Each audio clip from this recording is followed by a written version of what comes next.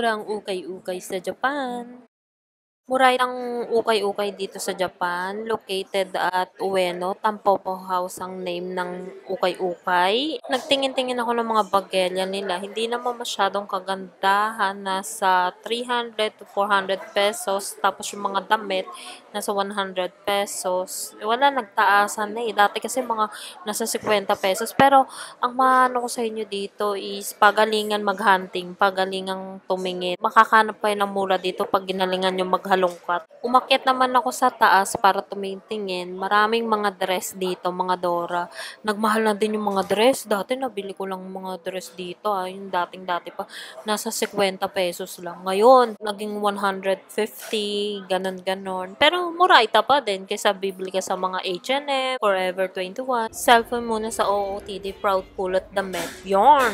Eto, pasilip ko sa inyo yung high-tech na toilet. May hugasan, may alcohol. Yung alcohol, eto, para punasan mo yung iyong toilet seats. And then, nag-selfie pa ako. Tsura. And then, ayan, pwede mo yung flush yung tissue paper. And then, automatic na yarn. Pumunta muna ako ng Book Off. Ito din, isa din tong second-hand store. And then, may nakita akong wallet na Louis Vuitton worth 800 pesos lang, mga Dora. Original yan. Pagalingan lang talaga mag-hunting, bumili ng mga magagandang gamit dito. May Muraita, may Maharlika. Kayo na lang bahalang talagang tumingin-tingin talaga. Itong Book Off na to, isa to sa mga sikat na store dito sa Japan. Katulad nitong Kate Spade, nasa 400 pesos.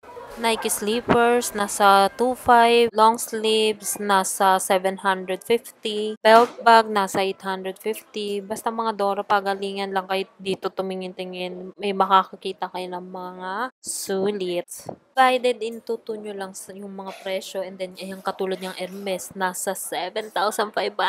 Tumaan muna ako dito sa Ramen Ipudo kasi nga nagutom ako. Nilipot ko kayo sa mga ukay-ukay, kain tayo. Uulitin ko, isang Tampopo House located near at Ueno and Book Off. Ayan ang mga muraitang ukay-ukay second-hand shop dito sa Japan, Tokyo ha.